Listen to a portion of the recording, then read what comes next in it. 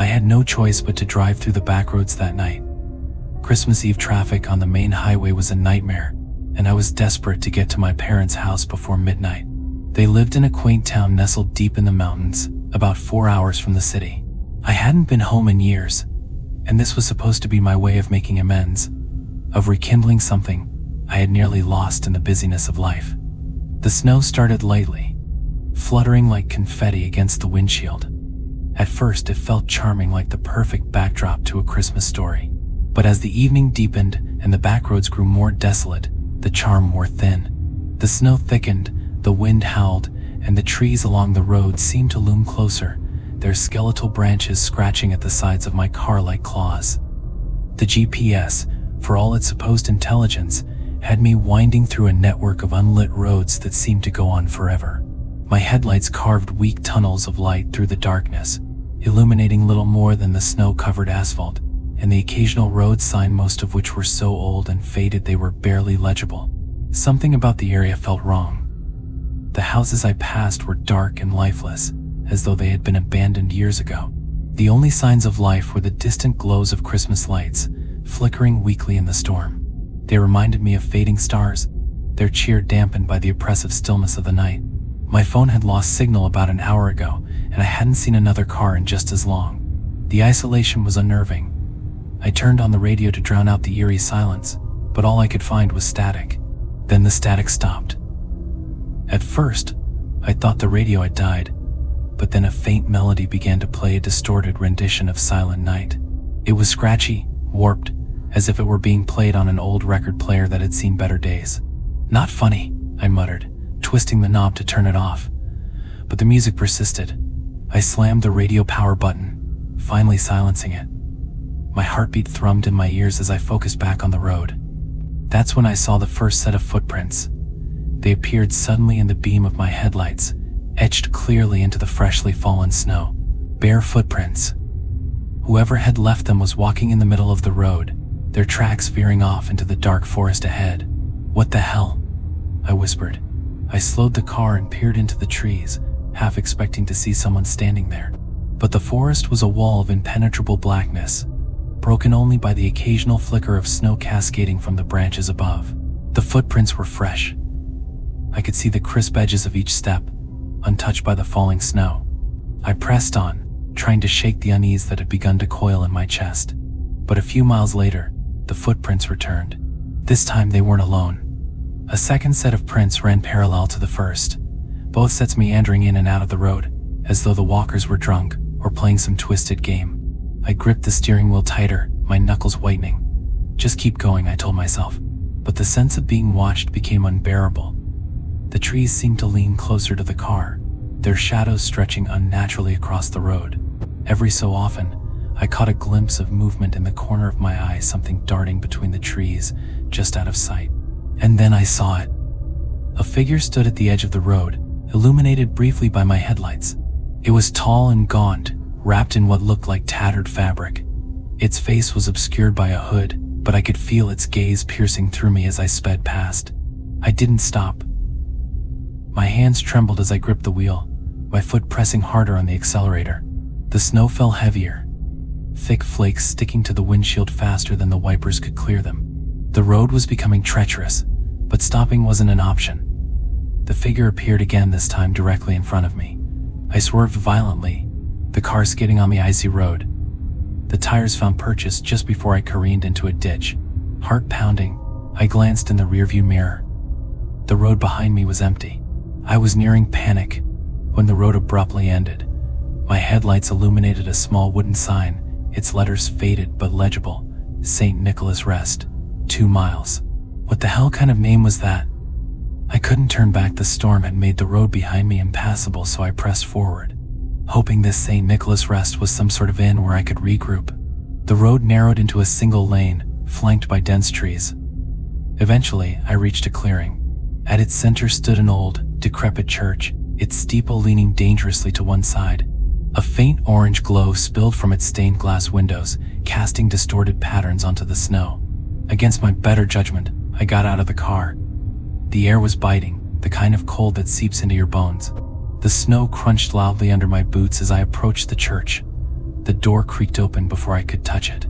Inside, the warmth was stifling, almost oppressive. Candles lined the walls, their flames flickering as though disturbed by an unseen breeze. The air smelled of wax and something metallic coppery. I stepped forward, my eyes adjusting to the dim light. That's when I saw them. Pews filled with figures. They sat motionless, their heads bowed as if in prayer. But something was off. Their skin was pallid, their clothes tattered and frozen in places. I took a hesitant step closer. They weren't praying. They were dead. The realization hit me like a freight train, and I stumbled backward, nearly toppling over. The figures in the pews remained eerily still, their lifeless eyes staring ahead. A sound broke the silence, a soft shuffling, like footsteps on snow. I spun around, heart hammering. The figure from the road stood in the doorway, its hood pulled back to reveal a face that wasn't a face at all, just an empty void where its features should have been. It raised a hand, pointing directly at me. The candles extinguished simultaneously, plunging the church into darkness. And then I heard them. The dead began to move. I couldn't see a thing, but I could hear everything. The sound of shuffling feet filled the air, soft at first, then growing louder, more insistent. My breath hitched as I backed away, blindly stumbling into the hard edge of a pew. Something brushed against my arm, cold, damp, and wrong. I yelped, jerking away, only to feel another touch, this time against my leg. They were closing in.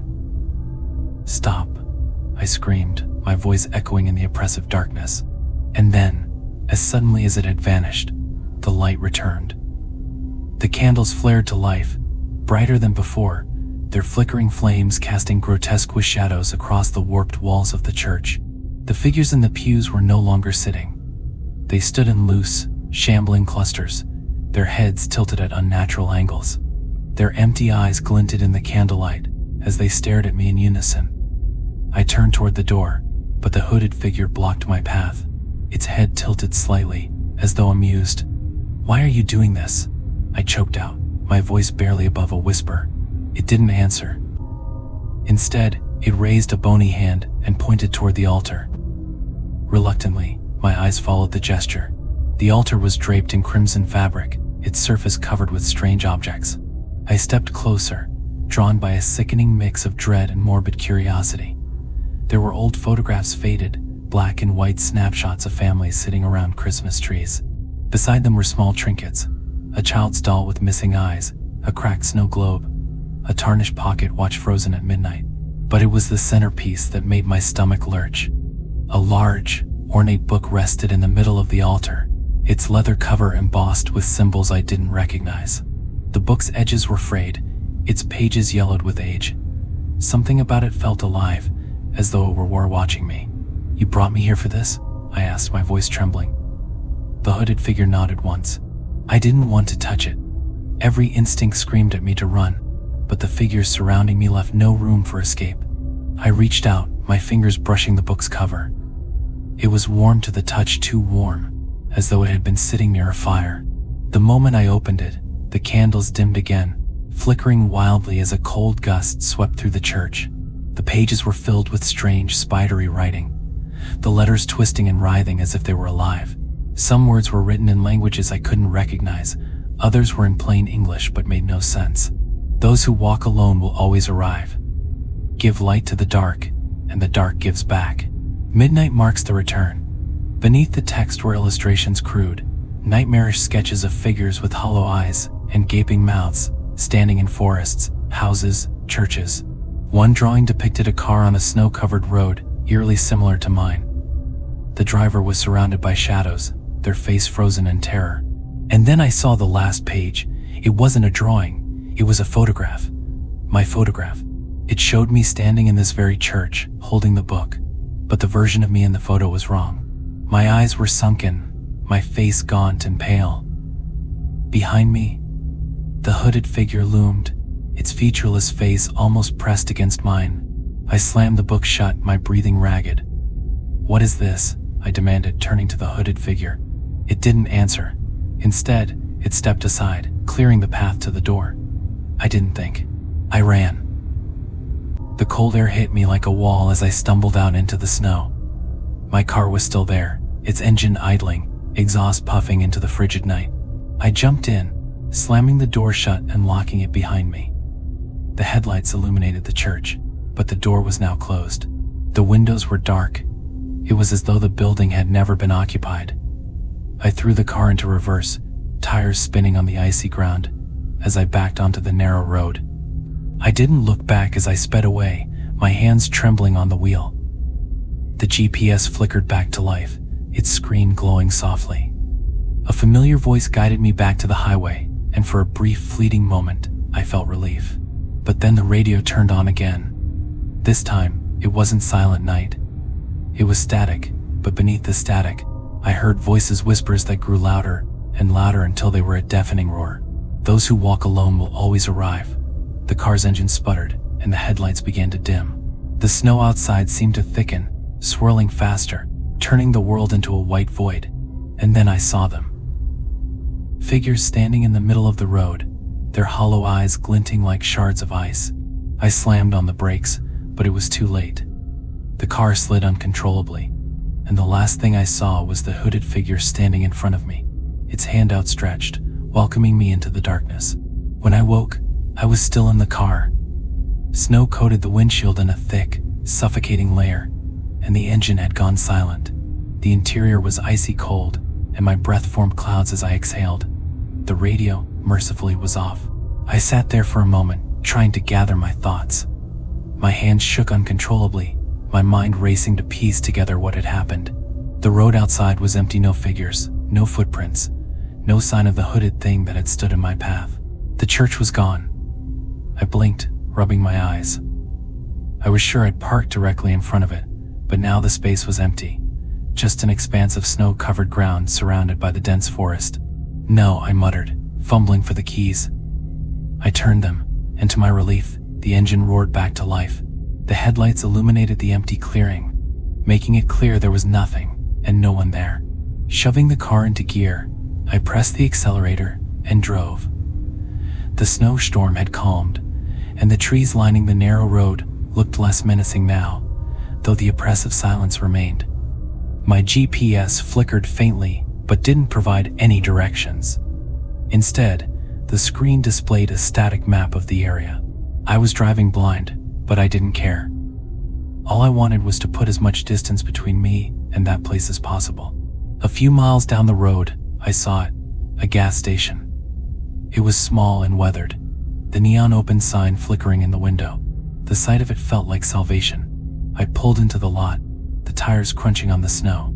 A single car was parked out front, and the faint glow of the interior lights spilled out into the dark night. I stepped out of the car, my legs wobbling as I made my way inside. The bell above the door jingled weakly as I entered. The warmth inside was almost overwhelming, and I immediately felt the sting of sensation returning to my frozen fingers and face. Behind the counter stood an older man with a weathered face. He wore a red flannel shirt, and his glasses rested low on his nose as he flipped through a dog-eared magazine. "You all right, son?" he asked, looking up at me with concern. I opened my mouth to speak, but my throat was dry, and the words stuck. Finally I managed, I just need directions. I got lost. "Where you headed?" I hesitated. I wasn't sure how to explain what had happened, or if I even should. "Back to the highway," I said. The man nodded and scratched his chin. "You're not too far. Just keep going straight for about 10 miles, then take a left at the fork. That'll lead you back to the main road." Relief washed over me, and I nodded. "Thanks." As I turned to leave, the man called out, "You weren't out by St. Nicholas Rest, were you?" The question froze me in place. I slowly turned back to him. "What?" I asked, my voice barely audible. "St. Nicholas Rest," he repeated, his tone more serious now. "That old church? Locals say strange things happen out that way. Most of us avoid it." I trailed off, unsure of what to say. The man studied me for a long moment, then sighed. "You're lucky, son. Folks who wander too close to that place don't usually come back." I felt a chill run down my spine, colder than anything the snowstorm could muster. I left the gas station and followed the man's directions. True to his word, the fork in the road led me back to the main highway. The familiar hum of distant traffic and the sight of streetlights felt like I had finally returned to the real world, but the unease didn't leave me. The events of the night replayed in my mind, over and over. The church, the hooded figure, the book, and the photograph. My photograph. When I finally reached my parents' house, it was nearly dawn. The warm glow of the Christmas lights on the porch greeted me, but the cheer they usually brought felt hollow. As I sat in the car, staring at the house, I noticed something in the rearview mirror. On the back seat lay the book. Its leather cover gleamed faintly, as though mocking me. I hadn't taken it. I hadn't touched it again after that church.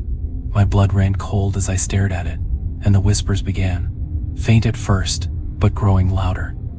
Those who walk alone will always arrive. I slammed the car door shut and ran into the house, leaving the book behind, or so I thought.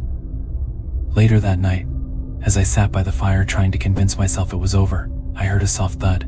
I turned, my heart racing, and saw it. The book sat on the coffee table, its cover pristine, its pages slightly open as though inviting me to read. And for just a moment, out of the corner of my eye, I saw the hooded figure reflected in the living room window, waiting, watching.